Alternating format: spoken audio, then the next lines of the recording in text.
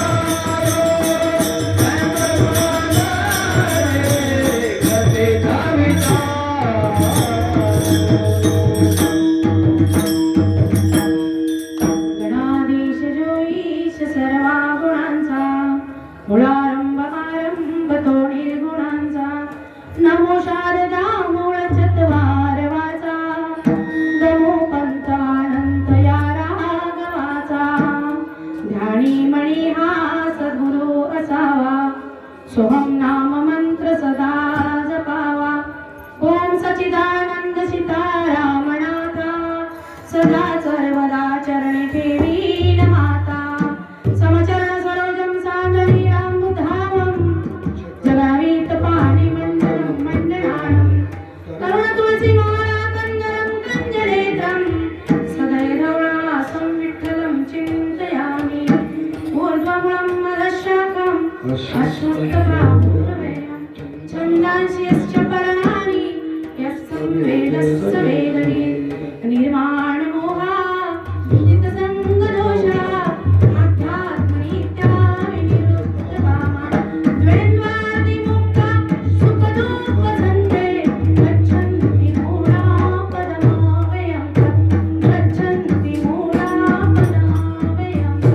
महायोग पीठे देवी मरता वरं पुंडरीकाय नाथ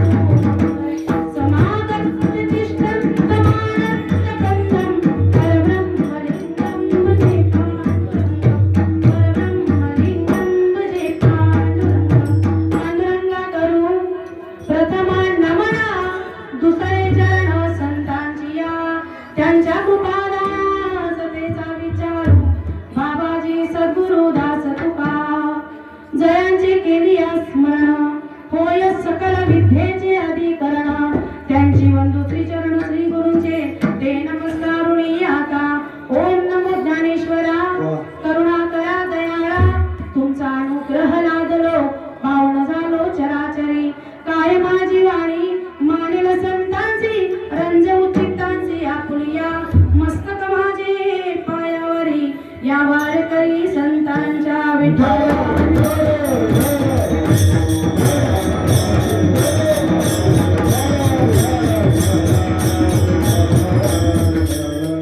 लोकाभिरामं रणरंगधीरं राजीवनेत्रं रघुवंशनाथं कारुण्यरूपं करुणाकरन्दं श्रीरामचन्द्रं शरणं प्रपद्ये श्रीरामचन्द्रं शरणं प्रपद्ये सेवेलागी सेवक झालो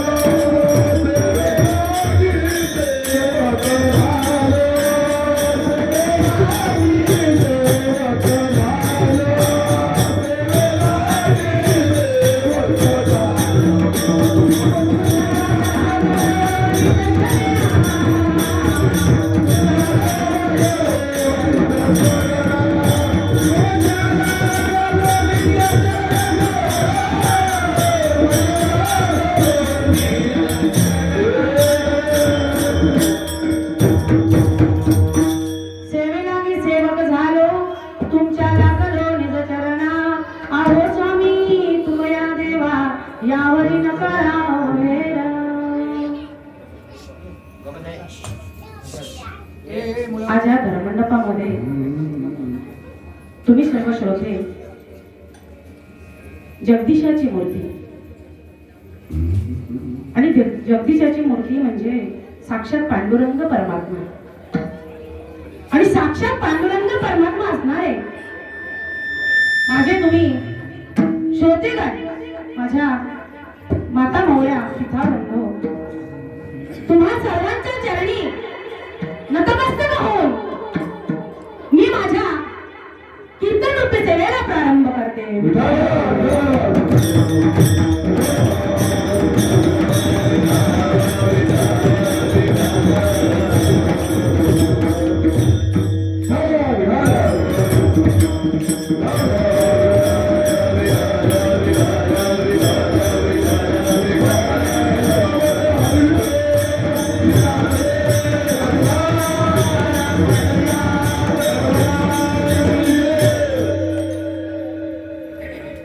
प्रस्तुत प्राप्तरूपी सेवेला निवडलेला अभंग जगद्गुरु जगद्वंदनीय देवूचे सुप्रसिद्ध संत आणि वारकरी संप्रदायाचे कलश असणारे तुम्हा आम्हाला प्रपंच आणि परमार्थाची शिकवण देणारे त्यांची जागा केवढी बाबा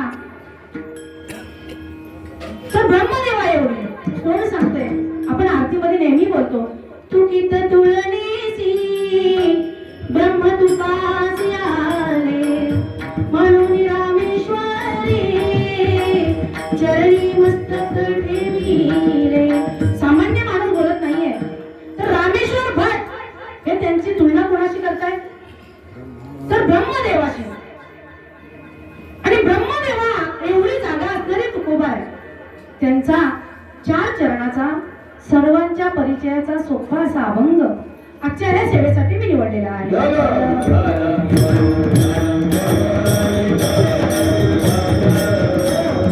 आणि या अभंगाच्या माध्यमातून जगद्गुरु तुकोबा आपल्याला काय सांगत आहेत काय उपदेश करत आहेत आपण एवढे थोर नाहीये हा अभंग कोणाचा आहे जगद्गुरु तुकोबा यांचा या अभंगाच्या माध्यमातून जगद्गुरु तुकोबाराय म्हणतायत की आता तरी पुढे पुढे हाची उपदेश नका करू नाश आयुष्याचा काय सांगताय साधी सोपी भाषा आहे अभंगाची याचा अर्थही सांगण्याची आवश्यकता नाही कारण का माझे परम सर्व तुम्ही ज्ञानी आहात आता तरी पुढे पुढे झालं ते झालं आता तरी पुढे हाची उपदेश करत आहेत काय म्हणत आहेत तर नका करू नाश आयुष्याचा अनुभव आयुष्य आहे त्याचा लाभ करून घ्या की भगवंताने आपल्याला का दिलं हे आयुष्य आणि एवढंच नाही तर दुसऱ्या प्रमाणात काय म्हणत आहेत तर सकलांच्या पाया माझे दंडवत आपुलाले चित्त शुद्ध कर काय म्हणत आहेत सकलांच्या पायावर दंडवत घालून सांगत आहेत की आपलं चित्त शुद्ध करा चित्त शुद्ध नसेल तर काही आपल्याला साधता येत नाही. म्हणून चित्त शुद्ध करा. आणि चित्त शुद्ध एकदा झालं मग आपण आपल्या हिताच्या गोष्टी साध्या सोप्या सरळ भाषेमध्ये आपण अवगत करू शकतो. म्हणून तुकोबाराय तिसऱ्या प्रमाणात म्हणतात की हित ते करावे देवाचे चिंतन करून या मन एकविध मन करून म्हणजे एकविध म्हणजे एकाग्रत मन करून जेव्हा तुम्ही ध्यान चिंतन भगवंताचं कराल तेव्हा ते नक्कीच भगवंतापर्यंत पोहोचतं. आणि एवढा पूर्ण 3 चरणांचा आपण अभ्यास केल्यानंतर शेवटच्या प्रमाणामध्ये तुकोबाराय काय म्हणत आहेत, तुका म्हणे लाभ होय तो व्यापार करा काय फार शिकवावे. काय म्हणतात, हे एवढं सगळं केल्यानंतर बाबा आपण व्यापार करतो कशासाठी, लाभासाठी. मग तुमचा लाभ कशात आहे, आयुष्य कशात साधता येईल, मग त्याची साधना करा.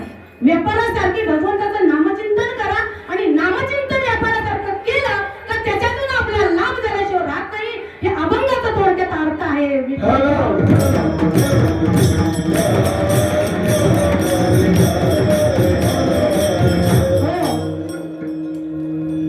प्रस्तुत प्राप्त रूपी सेवेला सुरुवात करण्यापूर्वी वक्त्याचं आद्य कर्तव्य आहे थोडा आपला परिचय देणे.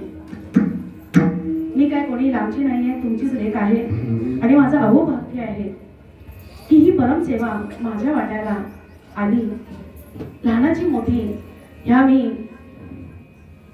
प्राणंगामध्ये झालेली आहे.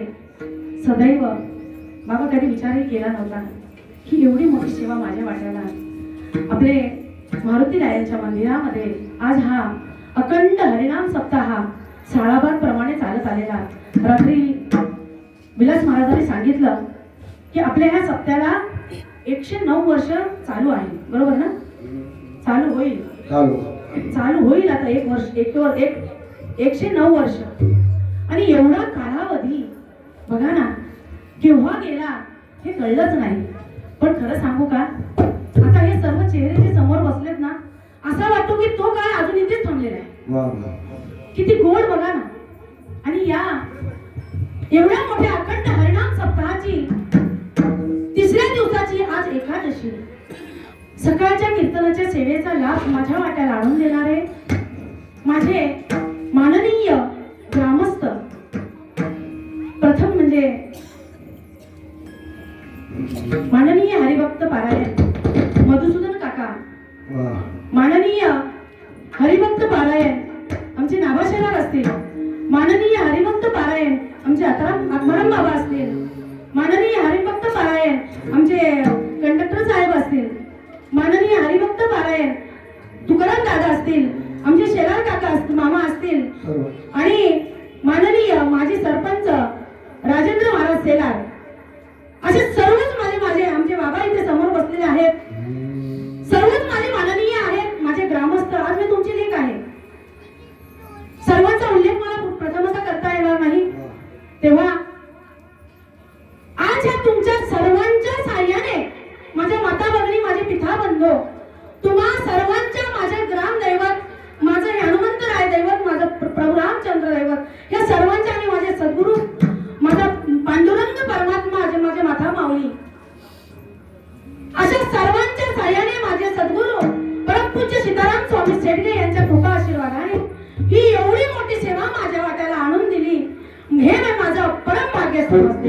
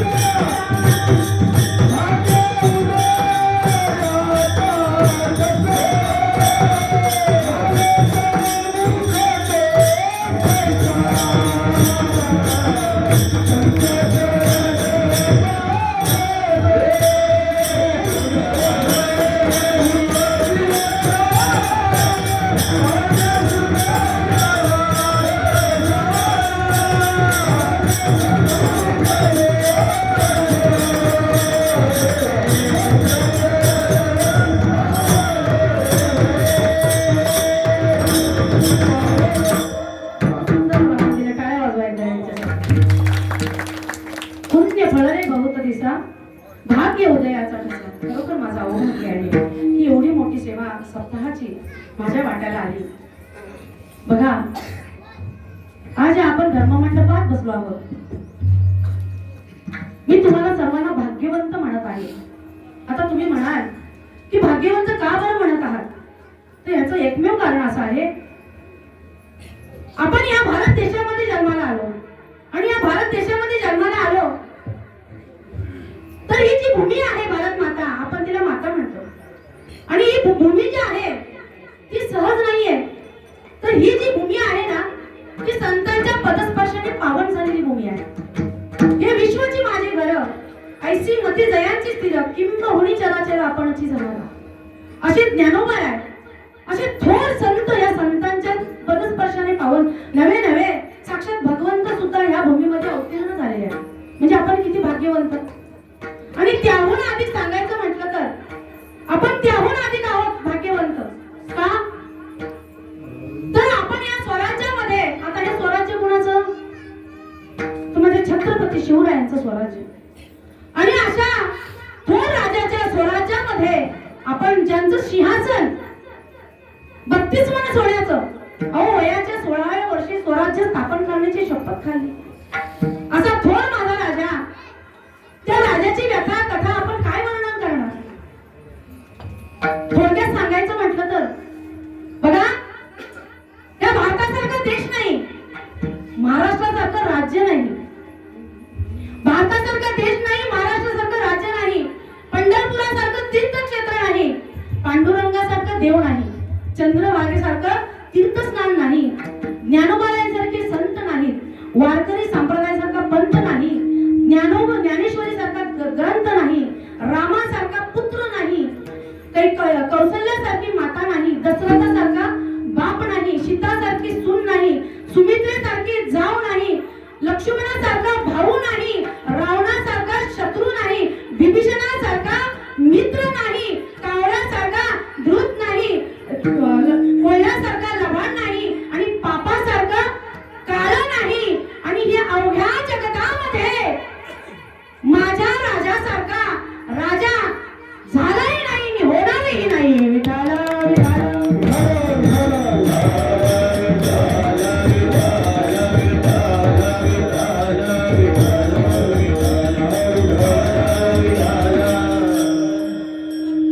आपल्याकडे अवधी कमी असल्यामुळे आपल्याला अभंगाकडे वळायला लागेल. बघा, आज आपण अभंग निवडलेला आहे, जगद्गुरु तुकोबारायांचा अभंग बाबा आपण या सेवेसाठी निवडला. काय म्हणताय जगद्गुरु तुकोबाराय?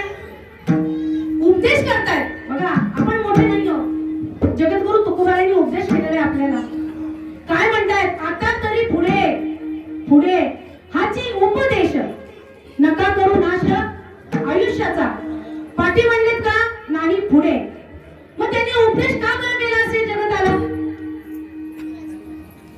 न देखावे डोळा ऐसा अकांत, परपीडा चित्ता दुःख होय. जगद्गुरु तुकोबारायांच्या अंतःकरणाला दुःख होत होतं. कशाचं? ज्या वेळेला जगद्गुरु तुकोबारायांनी जेव्हा अवतार धारण केला, जगद्गुरु तुकोबारायांनी पाहिलं की माझी ही सामान्यच आहेत, ह्यांना धन्यता मिळणार केव्हा, ह्यांचा उद्धार होणार केव्हा? नवे नवे जगद्गुरु तुकोबाराने अक्षरशः उच्च भाषा बोलून शिव्या सुद्धा घातल्या बाबा. का किती सांगू तरी न ऐकते बटकीचे, पुन्हा सिंदलीची रडत दिलं. मला सांगा ना बाबा, तुकोबाराने शिव्या घातल्या का घातल्या? एकमेव कारण असं आहे, आता तरी पुढे, मागे नाही म्हटले, पुढे. ह्याचं कारण असं आहे की पाठी महान संत होऊन गेले. तुकोबारायांच्या अगोदर महान संत होऊन गेले. नामदेव महाराज होऊन गेले, जनाई होऊन गेले, निवृत्ती, ज्ञानदेव, सोपान आणि मुक्ताई ही चारही भावंडे. अहो, जगताचा बाप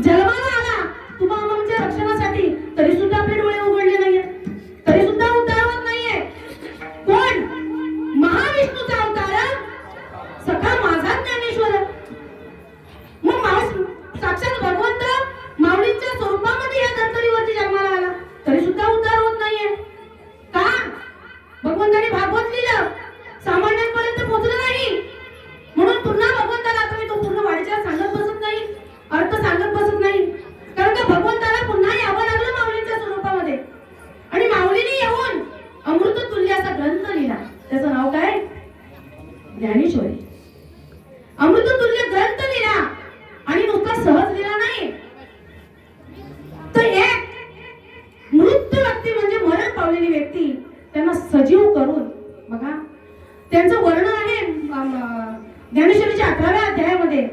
शेके 1200 मारोत्तरे टीका केली ज्ञानेश्वरे, सच्चिदानंद बाबा उतरे लेखक हो झाला. बघा, म्हणून तुकोबारायांना उपदेश करावा लागला. काय म्हणाले, आता तरी पुढे. मग जगद्गुरु तुकोबारायांनी कुणाला बरं उपदेश केला? ज्ञानीयांना केला का मामा? कुणासाठी केला? तर जे ज्ञानियामध्ये अज्ञानी जे आहेत, ज्ञान संपन्न, मला सांगा, आपण घास खातो की नाही? मग आपल्याला अक्कल आहे, सांगा ना, पण किती खावं? कारण का ते पचलंही पाहिजे, हे भगवंतानी शरीर नाचलं नाही पाहिजे ना, त्याचा काहीतरी उपयोग झाला पाहिजे.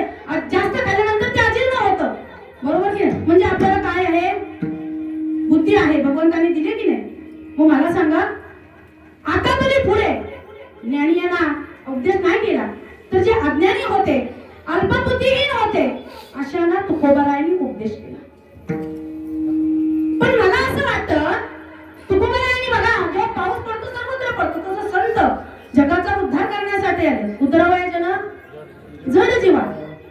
पण मला असं सांगावं वाटतं, मूर्खांना उपदेश कधीच करू नये. आता तुम्ही म्हणाल का, तुम्हीच म्हणताय की पाऊस सर्वत्र पडतो, मग उपदेश मूर्खांना का करू नये? त्याचं एकमेव कारण असं आहे, 2 मटकी आपण पालती घाला आणि त्याच्यावर किती हंडी पाणी वाचल्यानंतर ते पाणी जाईल मामा? सांगा ना कंडक्टर साहेब, किती आपण त्या अंड्यामध्ये पालत्या गाड्यावरती किती पाणी ओतल्यानंतर त्याच्यामध्ये पाणी जाईल? काही जाणार ना. मग त्यासाठी भगवान म्हणतात, उपदेशहिनी मूर्खांना प्रकोपाय शांत आहे, पाय पाण्या भुजांगानम केवलम विषवर्धनम. प्रमाण देऊन सांगते मी तुम्हाला. का? एक उदाहरण देते, तुमच्या लक्षात येईल की आपण मूर्ख माणसाला उपदेश करत का बसायचं नाही, वेळ वाया घालू नये. कारण का आपल्याकडे अवधी नाहीये बाबा, तेवढा नाहीये तेवढा. बघा, अशीच एका गावी चिंतनाला गेली होती मी, म्हणजे कीर्तन सेवेला गेली होती. आणि कीर्तन सेवेला गेल्यानंतर तिथे एक लगबगिरी म्हणजे माता माऊली माझ्या जवळ आली आणि मला म्हणू लागली, ताई तात्काळ माझ्या घरी चला, तात्काळ माझ्या घरी चला. म्हटलं, बाई अगं आता कीर्तन सेवा आहे, तातडीने तू बोलवायला आलीस, मी कशी बरं येऊ? म्हटलं, थोडा वेळ तर दे. नाही म्हणे, ताई तात्काळ चला. म्हटलं, बाई वेळ झाली कीर्तनाची, कीर्तन संपू दे, आपण तुझ्या घरी नक्कीच जाऊ. म्हटली, ठीक आहे. मी का सांगते, उपदेशहिनी मूर्खांना प्रकोपाय शांत आहे, पाय पाणम भुजांगानम केवलम विषवर्धनम. ती बाई माझी कीर्तन सेवा झाली आणि तात्काळ येऊन बाजूला उभी राहिली. मला म्हणाली, ताई चला, येताय ना? बघा, हे कलियुग आहे, आपण तात्काळ कुणावरती विश्वास पण ठेवू नये. मला विचार आला, काय करू, एवढे तातडीने बोलवते म्हणजे काम काय असेल? पण ठीक आहे, मागे पुढे उभा राहायला सांभाळतो, आली आगाद आपण येतो त्या भगवंताची, विचार कशाचा करायचा? म्हणजे चला गेलो त्यांच्या घरी. घरी गेल्यानंतर ताईने बसायला टाकलं, चहा पाणी विचारलं. म्हणलं, ताई चहा पाणी तर बिलकुल नको, साखर तेवढी हातावर आणून द्या. त्यांनी दिली आणून. म्हटलं, आता ताई ज्या कारणासाठी एवढ्या तातडीने बोलवलं ते तरी सांगा. ताईने मला सांगितलं. मला म्हणतायत, तुम्हाला बोलवण्याचं एकच कारण आहे ताई, तुमच्या अगोदर खूप संतांना मी घरी बोलवलं. मग म्हणलं, त्यांना बोलून पुन्हा मला कशासाठी बोलवलं? तर त्याचं एकमेव कारण असं आहे, तुम्ही स्त्री आहात आणि वरून तुम्ही कीर्तन करत आहात आणि तुमच्या येण्याने माझ्या मिस्टरांवरती, माझ्या पतिदेवांवरती काहीतरी परिणाम झाला तर झाला. म्हणलं, मी एवढी मोठी कोण त्यांच्यावर परिणाम, असं काय कारण तरी काय? तर माझे जे पती आहेत ते दारू पितात. म्हटलं, ताई आता त्यांना मी कसं बरं सुधारणार? नाही, तुम्ही काहीतरी उपदेश करा. हो म्हटलं, मी एवढी मोठी नाही उपदेश करणार. आता एवढे थोर संत येऊन गेले म्हणताय, मी काय उपदेश करणार? नाही म्हणे, तुमच्या सांगण्याने थोडी तरी ते ऐकते. म्हटलं, ठीक आहे, प्रयत्न करते, प्रयत्नांती परमेश्वर. आणि मी त्यांच्या घरी बसलेच होते, ती दुस्वारी तिकडून हलत डुलत. आता पिणारा माणूस सरळ येईल का? अगदी सरळ मार्गरायांच्या समोर जाईल का? नाही, हलत डुलत चाललंय. आणि जसं त्यांनी मला घरी पाहिलं, कारण का त्यांच्या पत्नीची सवय होती ना, महाराज आले का घरी आणायचे त्यांना उपदेश करण्यासाठी. आणि अशा रीतीने ती स्वारी तिकडून हालत डुलत येते आणि जय हरी महाराज म्हणलं, जय हरी. बसा बसा म्हणजे आम्ही बसलो, तुम्ही जरा उभे राहा. आम्ही तर बसलोय, तुम्ही उभे राहा. म्हणते हा हा ताई मी उभा राहतो. आता या गड्याला उभंच राहता येतं, राहील कुठून उभा. म्हणलं दादा मला एवढंच सांगायचं आहे, जशी मी शांत बसले तशी मलाही वाटतं माझा दादा सरळ बसावा. तेव्हा तुम्ही एक काम करा, आज ही तुमची पत्नी मला सांगतात की मी अजून अनेक संतांना इथं घरी घेऊन आलो, पण आज मलाही मी एक स्त्री असून कीर्तन करते ह्या माध्यमातून त्या मला त्यांची सखी समजून घरी घेऊन आल्या. तर माझं एवढंच परम तुम्हाला सांगणं आहे की तुम्ही हे जे पिताय ते चांगलं आहे का? ह्याच्यातून आपल्या संसाराला दुःख झेलावं लागतं. तुम्ही तुमच्या पत्नीला दुःख देताय ते देताय, बालकांनाही देताय. अहो संसार उद्ध्वस्त होतात या दारूमुळे. भल्या भल्यांचे संसार उद्ध्वस्त झालेत आणि तुम्ही मला तर समजदार दिसताय. थोडं आमचं ऐका आणि हे आजपासून बंद करा. बंद करा हा शब्द बोलल्यावर तेव्हा हा ताई आजपासून सगळं बंद. अगं बाई मी म्हटलं एका मिनिटात माझा एवढा प्रभाव, केवढे मोठे कीर्तनकार स्वतःला अजून म्हणजे एका मिनिटात आता काय केलं मी की माझं हा ताई बंद. मलाही आनंद झाला, परमानंद झाला. आता एखादा माणूस, तो पण पिणारा माणूस, तो जर एका मिनिटात म्हणतोय बंद, मी पण अंतकरणाने आनंदी झाला माझं अंतकरण. म्हटलं ताई मी आल्याचं सार्थक झालं, काहीतरी कीर्तन केलं, तिळभर पुण्य माझ्या पत्राला मिळालं, मला अंतकरणाला आनंद झाला. त्यांना म्हटलं दादा नक्की बंद ना? ताई नक्की बंद. मला आनंद झाला. म्हटलं ताई आता आज्ञेला मला निघू द्या, वेळ झाला. आणि एवढं बोलून मी घराच्या बाहेर पडली. घराच्या बाहेर पडली आणि त्यांना म्हटलं दादा नक्की बंद ना? नक्की बंद. परत मनात विचार आला हे बाबा बंद तरी काय करतात. मग म्हटलं दादा काय बंद? ताई तुमच्यासारखे साधू संत माझ्या घरी येण्यापासून आजपासून बंद.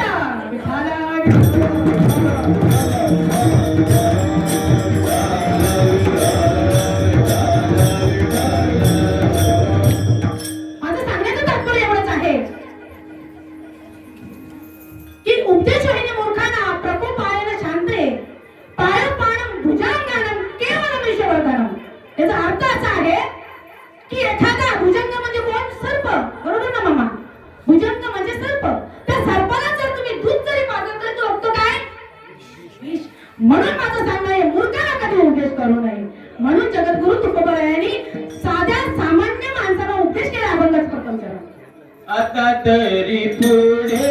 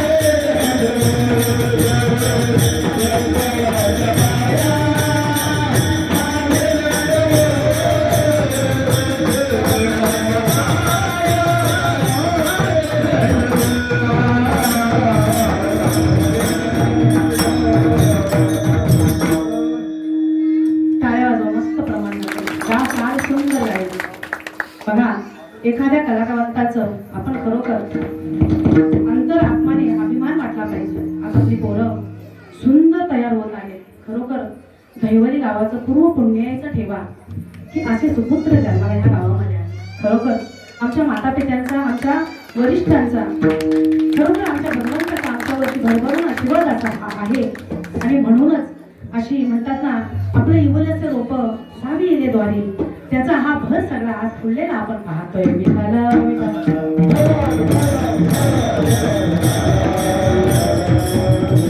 जगद्गुरु तुकोबाराय अभंगाच्या प्रथम चरणात काय म्हणत आहेत? आता तरी पुढे, मागे म्हटले तर बाबा मी सांगून गेले, आता तरी पुढे हाची उपदेश नका करू नाश आयुष्याचा. भगवंताने सुंदर आयुष्य आपल्याला दिलेलं आहे, बरोबर आहे की नाही?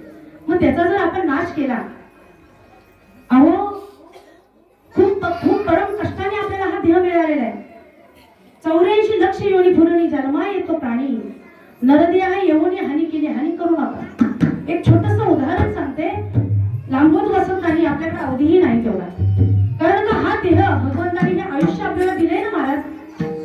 बाबा आपलं आयुष्य नेमकं मनुष्याचं किती होतं बघा. हा जो पंचमहाभूताचा जो पुतळा आहे, त्याच्याबरोबर ज्ञान इंद्रिय, कर्म इंद्रिय आणि सगळ्यात मोठी म्हणजे सर्व प्राण्यांपेक्षा वेगळी म्हणजे बुद्धी भगवंताने या मानवाला बहाल केली. आणि त्यांच्या व्यतिरिक्त काय दिलं तर भगवंताने आपल्याला, आपलं आयुष्य किती होतं? आपलं खरं आयुष्य 40 वर्ष, मानवाचं खरं आयुष्य 40 वर्ष. आणि भगवंताने आपल्याला किती आयुष्य दिलं?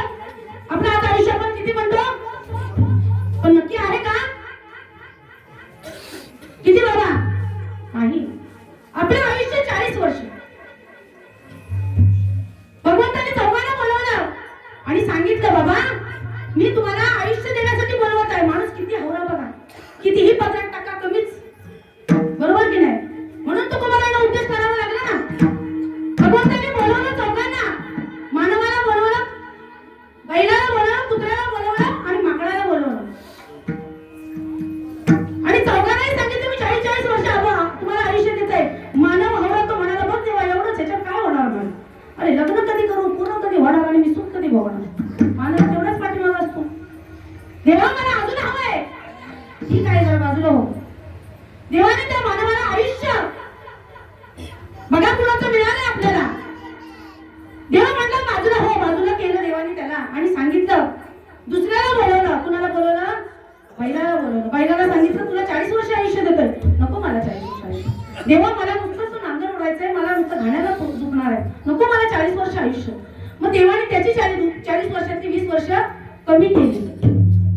परत आला कुत्रा, त्याला सांगितलं तुला 40 नको देवा, मला फक्त भुंकायचं काम आहे, मलाही नको. त्याची 20 वर्ष. पुन्हा आलं माकड, तेही म्हणाला देवा मला 40 वर्ष नको, मला 20 वर्ष. त्याची झाली 20 वजा, बरोबर की? मग किती राहिले? मग तुमची किती होती? आणि प्लस 60. मग विचार करा आपलं आयुष्य किती आहे ते. विठाला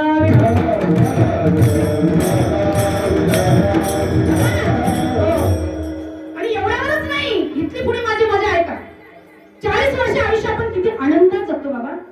40 वर्ष आयुष्य लहानपण किती आनंदात जातं. आधी साखरेसारखं गोड जातं, बरोबर की नाही? साखरेसारखं गोड असतं. आपण काय म्हणतो, माझं बालपण लय भारी होतं. काही असो, आपलं चित्त शुद्ध असतं त्यावेळी. विठाला विठाला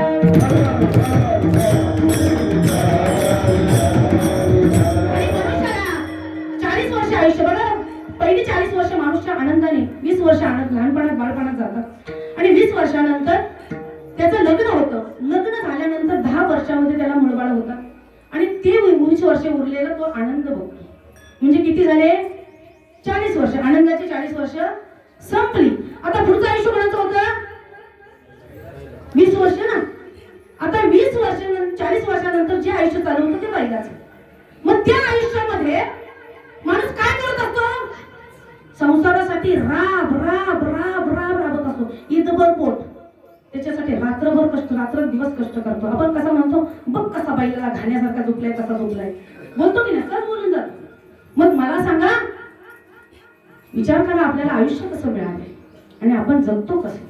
कशासाठी? भगवंताने 60 वर्ष दिलेत आपल्याला. 60 वर्ष वजा करून दिले त्यांची.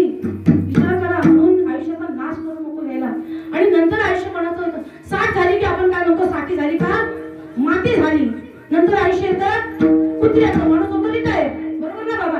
एकदा रिटायर झालं का तो कोणाला तरी ओळखतो तर त्याच्यावर कोणतरी वाटतो. ए बाबा गप्पस, नंतर म्हणतो बाबा बाजूला, ते झालं तुमची भेट बोलतो की नाही. मग ते आयुष्य कोणाचं नुसतं भुंकत असतं, ते आयुष्य कुत्र्याचं. आणि पुढचं उर्वरित आयुष्य जे 80, 90 आणि 100, मग ते आयुष्य कोणाचं, माकडाचं. लहानपण आणि म्हातारपण काय म्हणतो आपण, सारखंच, बरोबर की नाही. मग मला सांगा, हे बाळपण आणि म्हातारपण सारखंच ना.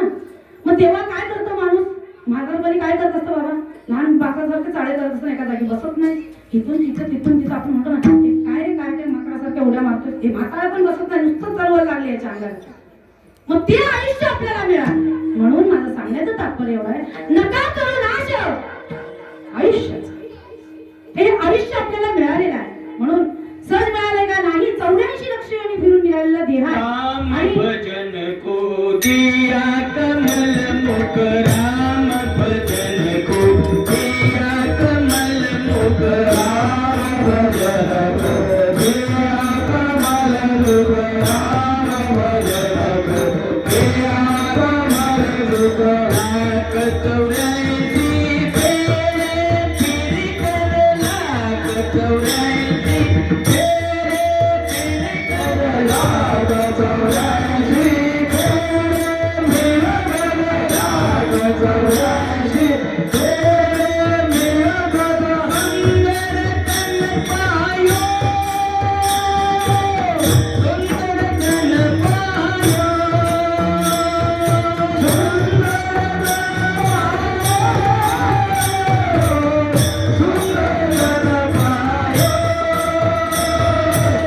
साया पिया तुझसे खोया, ना समाना खोया. राम भजन को दिया कमल मुख, राम भजन को दिया कमल मुख, राम भजन को दिया कमल मुख, राम भजन को दिया. राम भजन होय अख मळमुख. बघा मी कुठे होती, भगवंताने आपल्याला सुंदर देह दिलेला आहे, आयुष्य दिलेलं आहे. बघा हे आयुष्य आपण कधी कारणी लावू, जोपर्यंत हा देह परमात्मा आपल्या अंतरामध्ये आहे. एकदा का हा परमात्मा आपल्यापासून लांब झाला, आपण आपलं साधन आयुष्याचं घर करू शकतो का, भळ करू शकतो का, पण असंच होणार ना. त्याआधी अंतर आपल्याला जपलं पाहिजे, हे शरीर आपल्याला जपलं पाहिजे. कारण हा नाशिवंत देह आहे, कधी जाईल काळ कधी उडी मारेल सांगता येत नाही. म्हणून काय केलं पाहिजे, या देहाला पहिलं जपलं पाहिजे. हा देह जर आपण जपला तरच आपण सर्व साध्य करू शकतो. पुनर्वित्तम पुनर्वित्तम पुनर्भार्य पुनर्मयी येत सर्व पुनर्लभ्य न शरीर पुन्हा. हे शरीर आपल्याला पुन्हा मिळणार नाही. म्हणून आपल्याला काय करायचंय, तर आपल्याला हा देह सांभाळायचा. हा देह जर आपण सांभाळला नाही तर काय होणार, तर ते चक्रामध्ये अडकणार. पुनरुपी जननम पुनरुपी मरणम पुनरुपी जननी जठरे शयनम, बरोबर की नाही. म्हणून माऊली सुद्धा म्हणतात, हे देह एक दिवस नसणारच आहे. उपजले ते नासे, नासे ते पुनरुपी दिसे. हे घटिका चंद्र जैसे परिभ्रमेगा, हे घटिका चंद्र फिरतच राहणार आहे. मग आपण त्याच्यासाठी काय केलं पाहिजे, या शरीराला जपलं पाहिजे, या अंतरात्म्याला आपण ओळखलं पाहिजे. कारण तो आहे चाले हे शरीर कोण चालविलं बोलविलं हरविलं. कारण का बघा, या चलाचलामध्ये त्याची सत्ता आहे. वृक्षाची ही पाने हले त्याची सत्ता, राहिली अहंता मग कोण. सांगा ना बाबा, वृक्षाचं पान सुद्धा त्याच्या सत्तेनं. बघा हा भगवंत अव्यक्त स्वरूपाने ह्या चराचरामध्ये नटलेला आहे. मय्या तत्वमिदं सर्व जगत व्याप्त मूर्तीना, मस्तानी सर्वभूतानि न चाहं तेष्णवस्थितः. हा भगवंत चराचरामध्ये अव्यक्त स्वरूपाने नटलेला आहे. आपण त्याला फक्त ओळखायचं आहे, बरोबर की नाही. आणि जर भगवंताला आपण ओळखलं नाही, कारण कसा आहे भगवंत, निर्गुण निराकार, रंग नाही रूप नाही नाही वर्ण छाया, निराकार निर्गुण तुही रघुराया. भगवंत निराकार निर्गुण आहे. आपण त्याला ओळखलं पाहिजे, तरच आपण आयुष्याचं साधन सोपं आयुष्य आपण करू शकतो, त्याला जपू शकतो आपण आयुष्यात. आणि म्हणूनच तो परमात्मा कसा आहे हे आपण बघा. परमात्मा कसा आहे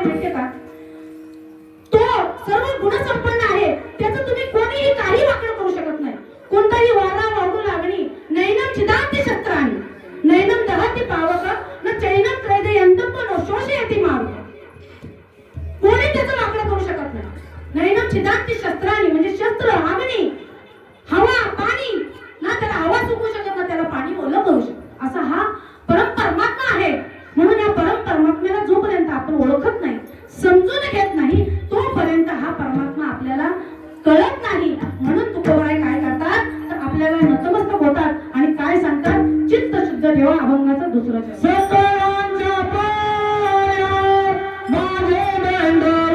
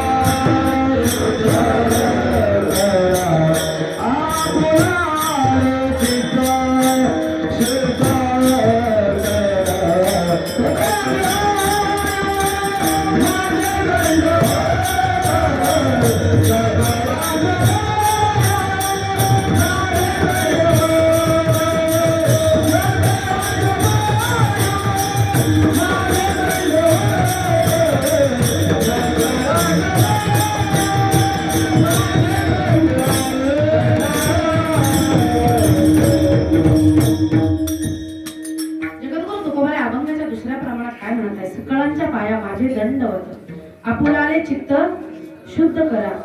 मी जे बोलते तुम्हाला सर्वांच्या लक्षात येतंय ना?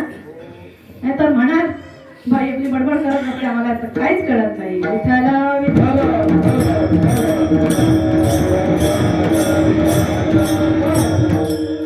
जगद्गुरु तुकोबाराय अभंगाच्या दुसऱ्या प्रमाणात काय सांगत आहेत तर सकळांच्या पाया माझे दंडवत आपुलाले चित्त शुद्ध करा. बघा काय सांगितले तुकोबारायांची दंडवत घालून सांगितले चित्त शुद्ध करा. चित्त म्हणजे काय? चित्त ज्याचं शुद्ध असेल तिथं भगवान परमात्मा वास करतो. भाव देवाचा भुके राहाची दुष्काळ तयार. फक्त दुष्काळ भगवंताला भावाचा आहे. तेव्हा हे मानवाचं जे चित्त आहे ते बाबा शुद्ध असलं पाहिजे. बघा आपलं चित्त शुद्ध नसेल आणि असे किती पण अखंड हरिनाम सप्ताह पारायण कितीही पदयात्रा करा तीर्थ स्नान करा त्याचा आपल्याला लाभ होईल का? त्रिवेणी संगमी नाना तीर्थभ्रमी चित्त नाही नामी तरी ते भगवंता शुद्ध भाव पाहतो. ज्याचं चित्त शुद्ध असेल त्याचा भाव शुद्ध असतो. बघा एवढंच लेकरू नामदेव आहे त्यांच्या हाताने भगवंताने नैवेद्य खाल्ला. बरोबर की नाही? नोया हा सामान्य महिमा सैनिकांचा नैवेद्य हातीचा मूर्ती जेवी का जेवले चित्त शुद्ध होतं. आणि एवढंच नव्हे, जेव्हा सुदामा महाराज शुद्ध भाव देवणीया गावात सोनियाचा दिला, जेव्हा सुदामा महाराज भगवंताला भेटायला गेले, ते कशा अवस्थेत होते त्याचा पूर्णतः सांगत बसत नाही. कशा अवस्थेत होते? दारिद्र्य अवस्थेमध्ये होते. त्याच्या भार्याने म्हणजे त्यांच्या पत्नीने त्याने आग्रह केल्यामुळे ते तिथपर्यंत पोहोचले. का? तुमचा परम मित्र आहे, जाऊन सांगा आपली व्यथा. आता मला सांगा, देवाला आपली दुःख सांगण्याची गरज आहे का? एक सांगून जाते बघा, देवाला कधी सांगू नका की तुमची दुःख केवढी आहेत. देवाला कधी सांगू नका की तुमची दुःख केवढी आहेत, तर त्या दुःखाला सांगा आमचा देव केवढा आहे.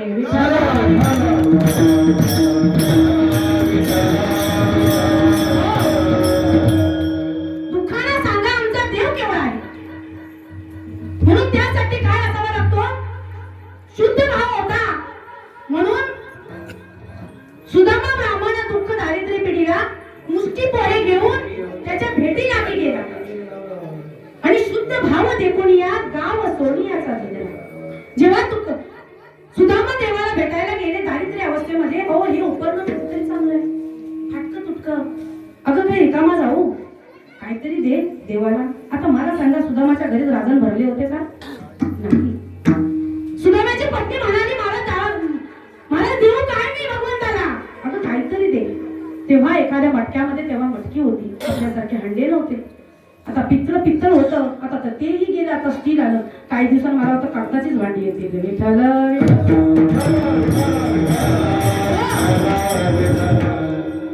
आणि सुदामा म्हणला काहीतरी दे. तेव्हा तिने थोडेसे पोहे होते ते सुदामाला दिले, द्या देवाला. आणि त्याने आपल्या उपरण्याच्या गाठीला बांधले. आता तो उपरण धड होतं का? फाटकं तुटकं त्याच्यात गाठ बांधली आणि निघाले सुदामा निघाले. सुदाम नगरीतून द्वारकेमध्ये गेले. खूप लांबचा प्रवास होता. ऐकण्याला सोपा जातो, पण तो प्रवास आहे तो खूप लांबचा आहे. काही काळानंतर ते सुदामाच्या नगरीमध्ये द्वारकेमध्ये प्रभूंच्या द्वारकेमध्ये पोहोचले. आणि पोहोचल्यानंतर तिथे द्वारपाल होते. आता हा बाबा सांगतोय मी देवाचा परम मित्र. आता या फाटक्या तुटक्याला कोण देवाचा परम मित्र समजेल का? ओ तो द्वारकेचा राजा, साक्षात भगवंत, त्याचा परम मित्र हा फाटका, असं कोण म्हणेल? द्वारपाल म्हणत नाही, बाबा जा ना, आमचा कशाला वेळ वाया घालवतोस? अहो मी खरंच मित्र आहे. तेव्हा एका द्वारपालाला त्याने विनवणी केली, अरे द्वारपालो कन्हैया से कह दो,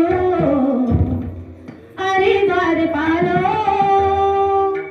कन्हैया से कह दो, किधर पे सुदामा करीब आ गया है, किधर पे सुदामा करीब आ गया है, किधर पे सुदामा करीब आ गया है, भटकते भटकते न जाने कहाँ से, भटकते भटकते न जाने कहाँ से, तुम्हारे महल के करीब आ गया है, तुम्हारे महल के करीब आ गया है.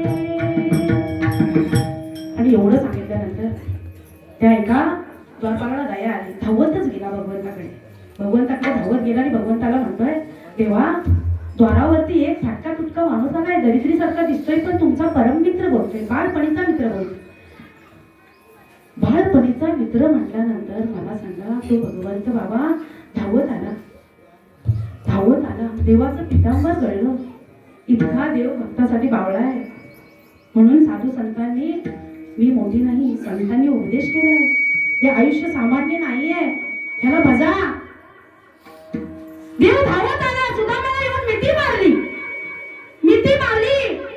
सुदामा म्हणतोय, दोघांची जेव्हा भेट झाली, विचार करा काय तो प्रसंग असेल. सगळ्या नगरीतली लोक बघत बसली, देवाच्या सगळ्या भार्या बघत बसल्या. अरे हा फाटका तुटका माणूस देवाचा मित्र. आणि देवाने तसंच त्याला आपल्या भेटीमध्ये आपल्या शरणात नेलं. नुसतंच नेलं नाही, तर आपल्या सिंहासनावर बसवलं आणि आपल्या पत्न्यांना सांगितलं, जा आणि ताट पाट घेऊन या, मला सुदामाचे पाय धुवायचे. देवाने सुदामाची पूजी भगवंत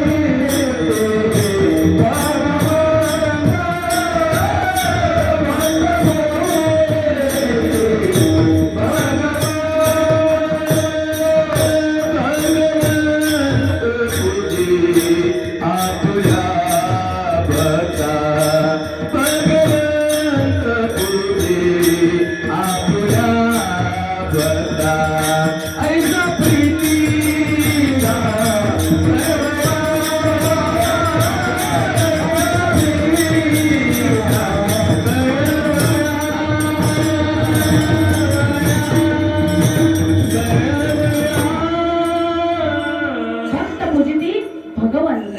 बघा, आणि भगवंताने आपल्या पत्नीला सांगितलं की जा ताट आणि पाट घेऊन या, मला त्याचे पाय धुवायचे आहे. आणि देव जेव्हा पाय धुवायला बसला, अहो पाणी येईपर्यंत भगवंत थांबला नाही. भगवंताचे अश्रू ओझळ झाले. आणि काय भगवंत, देखी सुदामा की दीन दशा, देखी सुदामा की दीन दशा, करुणामय के करुणामय रोई, करुणामय के करुणामय रोई, पाणी करात को हात छुए नहीं, नयन जल से पग धोए, पाणी करात को हात छुए नहीं, नयन जल से पग धोए. आमच्या मिस्त्रीसाठी झाले वाजता. अहो तुम्हाला एवढं भारी वाटतंय, भगवंताला किती भारी वाटतं. भगवंत रडतो दासासाठी, भक्तासाठी. भगवंताच्या डोळ्यांनी त्याचे पाय धुतल्याने विचार करा, म्हणून भक्ती करा. देव हा भावाचा भुकेलेला आहे, भक्ताचा भुकेलेला आहे. अहो देव संतांवरती इतकं प्रेम करतो ना, तर संतांना कोणी काय बोललं तर देवाला कपत नाही. संत पुजावे यार देव सारावे परते, संत पुजावे यार. भगवंत पहिली संतांची पूजा केली, देवाचं पोट भरतं. जसं माईला लेकराचं जरी कोणी उदू उद केला ना, आईचं मूर भरून येतं, माता मावल्यांचं मूर भरून येतं. तसा भगवंत आहे. आणि सुदाम्याची पूजा केली. सुदामा तिथे 4 दिवस राहिला. त्यांनी पोहे आलेले भगवंताने ते खाल्ले. आणि त्या पोह्यांच्या वाटणीत भगवंताने काय दिलं, तो विश्वाचं सुख दिलं. आता ते सांगत बसत नाही, विश्वाचं सुख दिलं. आणि सुख दिलं ते दिलं. आणि तिसऱ्या मुठीमध्ये भगवंत स्वतःला बाबा अर्पण करणार. इतक्यात मातेने थांबवलं. काय करतो भगवंत तू, आणि स्वतःलाही देतोय. इतका भगवंत बोलवतो, इतका नादावतो भगवंत. देव, अहो देव तिथे नाही, देव इथे आहे. जेव्हा भगवंताचा भक्त जेव्हा नाचत राहत असतो, तेव्हा भगवंत नारद मुनीला म्हणतात की माझे संत गाती जेथे नारदावी उभा, तेथे भगवंत आपल्यात आहे. आपण उगाचच म्हणतो की देव वैकुंठात नाही. त्याचे सांगितलं महाराजांप्रमाणे, वैकुंठ सोडून संत सदनी राहिला. बरोबर की नाही? तेव्हा सुदामा आला. भगवंतानी त्याच्या मुठभर पोह्यांच्या बदल्यात काय दिलं बरं? अहो सुदाम नगरी, सुदामा ब्राह्मण दुःख दारिद्र्य पिढीला मुष्टी पोहे घेऊन त्याच्या भेटी लागी गेला. आणि शुद्ध भाव देखून या गाव सोनियाचा दिला. विठ्ठल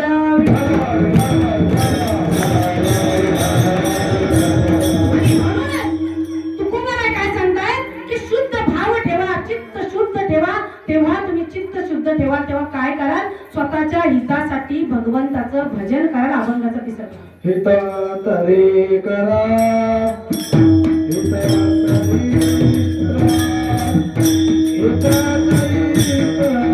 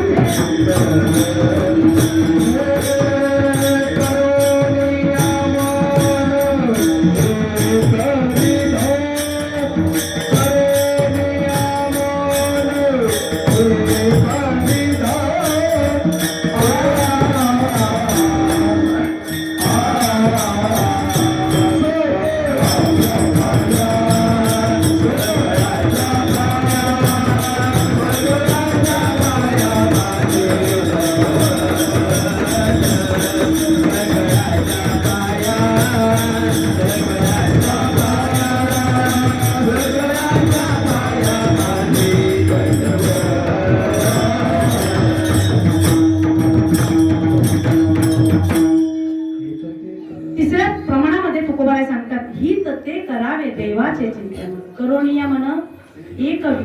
जेव्हा आपण एकाग्रत नसतो, भगवंताचं चिंतन करू शकतो का? नाही करू शकत. हित ते करावे देवाचे चिंतन. बघा, जे हितासाठी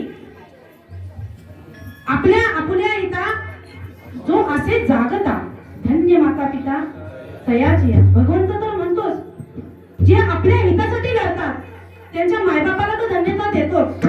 वरून काय म्हणतो, कुळी कन्या पुत्र होती जे सात्विक तयाचा ऐक त्याचा आदर भगवंताला वाटतो. मला सांगा, आपण नाही का चित्त शुद्ध ठेवलं पाहिजे? हित आपलं स्वतःचं हित नाही का केलं पाहिजे? हित ते करावे. आता मला सांगा, जे हित करतात ते काय करतात? तर परम म्हणजे ते प्रथम म्हणजे काय करतात? तर भगवंताला आपला तर एक देव करून घ्यावा, तेने विना जीवात सुख नाही. पहिलं ते म्हणजे सगळ्यात महत्वाचं काम म्हणजे देवाला आपलंच करतात. म्हणजे तुका म्हणे घालू तयावरी भार वाहू हा संसार, हा भार त्या देवाच्या चरणी वाहून स्वतःला भगवंताला अर्पण करतात आणि देवाला आपलंच करतात. आणि मग ते काय करतात? तर सकाळपासून काकड्यापासून ते रात्रीच्या जागरणापर्यंत भगवंताचं नामचिंतन करत असतात. रात्रंदिवस माझे करारे चिंतन, रात्रंदिवस माझे करारे चिंतन,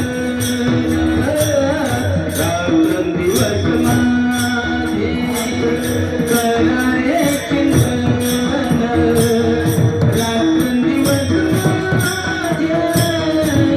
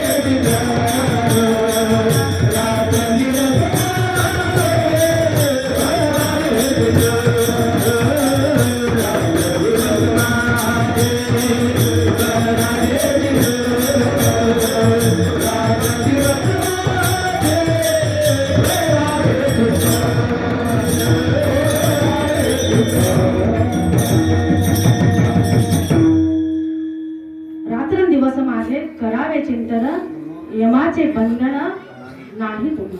बघा, रात्रंदिवस आपण आपल्या हितासाठी, आपल्या हितात जो असे जागत, आपल्या हितासाठी जो जागतो त्याला भगवंत आपलंच करून घेतो. लक्षात आलं का? म्हणून भगवंताचं काय केलं पाहिजे? चिंतन केलं पाहिजे. कसं? ते एकाग्रत होऊन चिंतन केलं पाहिजे. कारण का बघा, भगवंताने हा सुंदर नरदेह आपल्याला दिलेला आहे, तो वाया जायला पाहिजे का? तर तो जर त्याचा लाभ व्हावा असं जर तुम्हाला वाटत असेल तर भगवंताचं चिंतन करणं गरजेचं. भगवंताने आपल्याला हे सुंदर आयुष्य दिलंय. बघा, आपण त्या भगवंताचं आभार मानणं तर लांबच राहिलं मामा. आपण त्याला शिव्या घालतो, जरा चांगलं होऊ द्या माझ्या नशिबाने कॉलर काट, आणि ज्या वेळेला ठेच लागू द्या ह्या देवाला बघवलंच नाही. आता तो देवच आडवा येतो का तुम्हाला? म्हणजे विचार करा, माणसाची बुद्धी कुठे चालते? चांगलं झालं माझ्या नशिबाने, वाईट केलं तर त्याने केलं. एवढं सांगावं वाटतं, देव कधी कोणाचं वाईट करत नाही. देव तुमचं सदैव चांगलंच करत असतो. म्हणून देवाचं आपल्याला काय केलं पाहिजे, चिंतन केलं पाहिजे. तेव्हा सगळ्यांनी एक वेळ आनंदाने हाताने टाळे आणि मुखाने नाम विठोबा विठोबा